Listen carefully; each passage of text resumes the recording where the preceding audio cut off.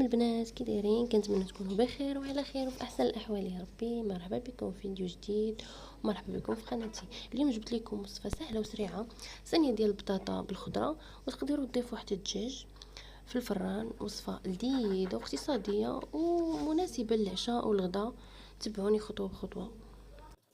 وبالنسبه للمكونات غادي نحتاجوا بطاطا، فلفله، بصله، كورجيت، وبالنسبه تقدروا تزيدوا خيزو، اي خضره بغيتو، اي خضره نتوما كتعجبكم تقدروا تزيدوها. والدجاج كيحس على حسب اللي بغى يدير الدجاج، اللي ما بغاش. انا درت غير 2 فخيطات وصافي. وكنقطعوا الخضره بهذه الطريقه هذه باش كتطلع زوينه وكطيب دغيا، ما كتعطلش بزاف. بالنسبه للتوابل كنديروا الملحه، السكينجبير، البزار والخرقوم والتحميره والقزبر مطحون، وكنديروا الزيت وضامه ديال الزعفران، وكنزيدوا الثومه ومطيشه الحك، وكنخلطوها مزيان. كنزيد واحد شويه الماء وكنخلطوها حتى كنطلقوا ديك المطيشه مزيان. ومن بعد كنخويوها على الخضره ديالنا، كنخلطوها حتى هي معاهم. خليكم مع لا فيديو.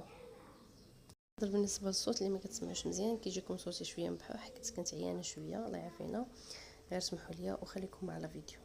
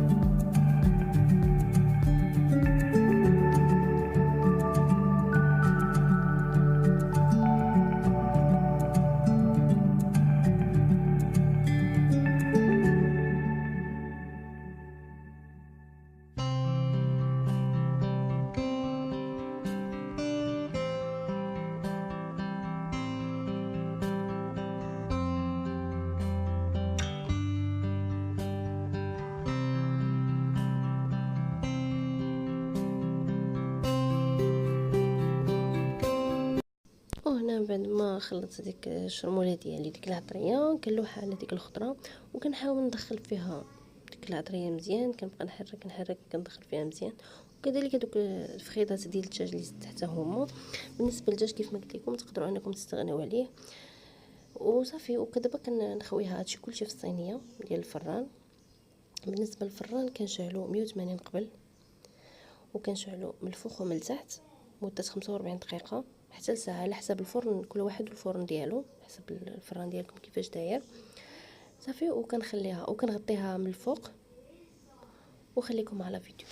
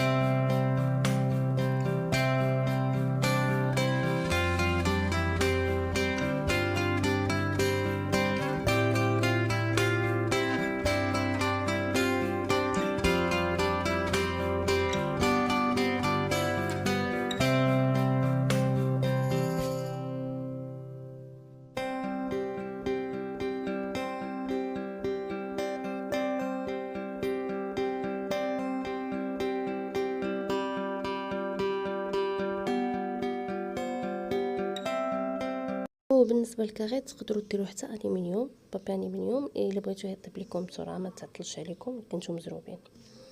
وهنايا خرجت الطاوه ديالي من الفران كتجي على هذا الشكل هذا. وها هي الوصفه ديالنا واجده بصراحه، المنظر كيجي زوين والمذاق اكثر من رائع. جربوها وردوا عليا في التعاليق، وما تنساوش دعموني بلايك وتعليق واشتراك في القناه باش يوصلكم الجديد ديالي. وفرجه ممتعه وبالصحه والراحه، كنتمنى يعجبكم الطبق ديال اليوم.